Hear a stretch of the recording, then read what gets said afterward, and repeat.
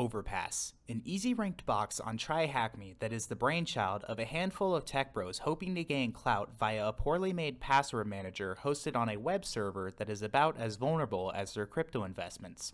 In an effort to avoid another bad startup pitch, here's how I rooted it. Our story begins about how you would expect it. Me fighting with a tool, dirsearch in this case, and being startled by my own Twitch alerts. Carrot in mouth, I finally got it to work in a weird ass way because it turns out I installed it in a weird ass way. For those of you who want to try dirsearch out, install it from the pip repositories. With dirsearch finally working, I found some possible vectors, namely Citrix, which could be used for remote login, and a JavaScript file aptly named login.js.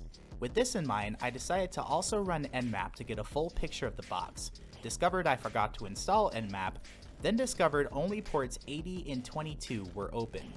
Realizing the only avenue forward was via the web server, I continued casing it and finally found the authentication page previously hinted at after a few false positives. Looking heavily into the auth functionality, I discovered it was about as well coded as Cyberpunk 2077, in which if the variable status or cookie was set to anything but incorrect credentials, the function cookies.set would be called with whatever the variable was set to and making that our session token, completely bypassing the authentication mechanism and giving us admin access to the machine. Information in brain, knee in session, spicy and admin page, we discover an RSA private key prepended by a note from some angry nerd with a ton of leads in it, namely that this key was set up for James and we would have to crack it somehow.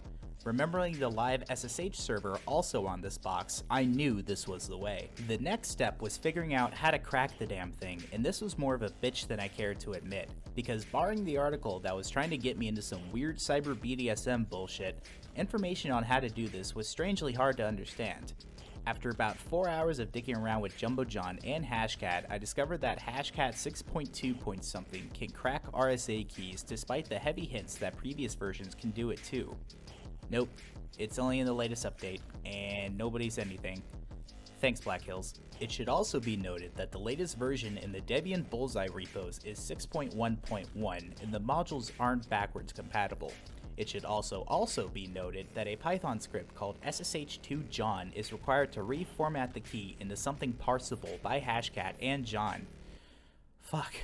Now that we knew how to crack it, it was a matter of actually doing it, which took more time than I care to admit because I forgot rocku.txt, a commonly used password word list, existed.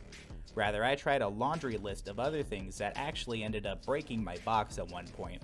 After finally cracking it with rocku, we discovered the password was James13, however we still did not know which user it belonged to. After trying the other users listed, I finally overpowered my smooth male brain, took the damn hint, and tried the user James, which ended up working.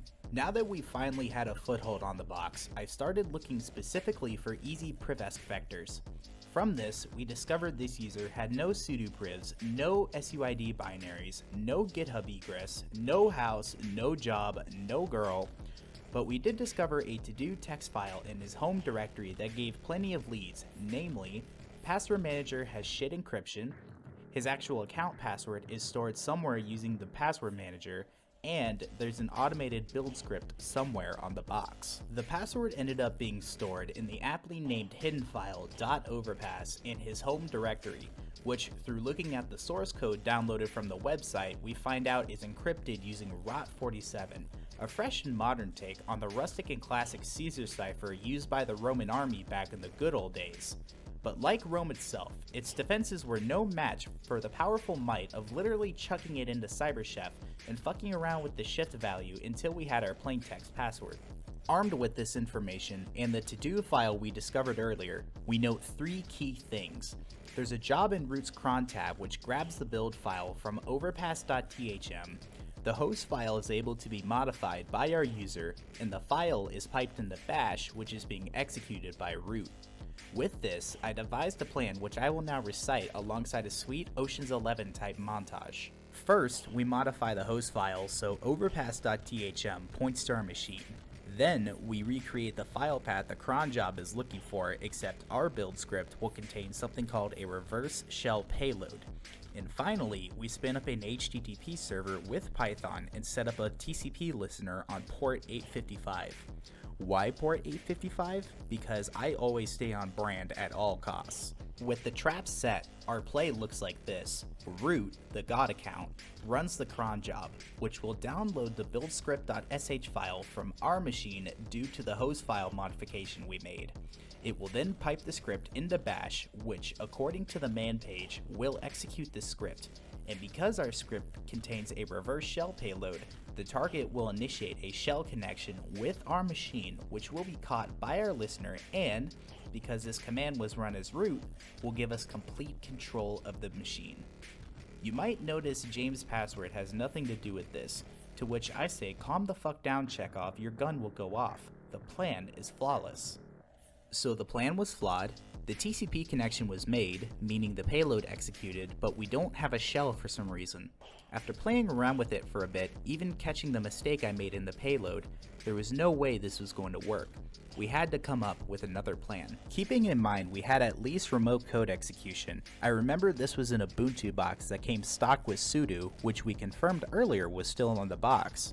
So with that, I modified the build script payload to add James to the sudo file before rebooting the machine, set up a heartbeat, and patiently waited until the cron job ran. I celebrated the box coming back online with the same IP, then waited some more because the cron job ran again and rebooted the machine. Again. After its second coming, I logged into the James account, sudo sued the boogaloo, and successfully rooted Overpass.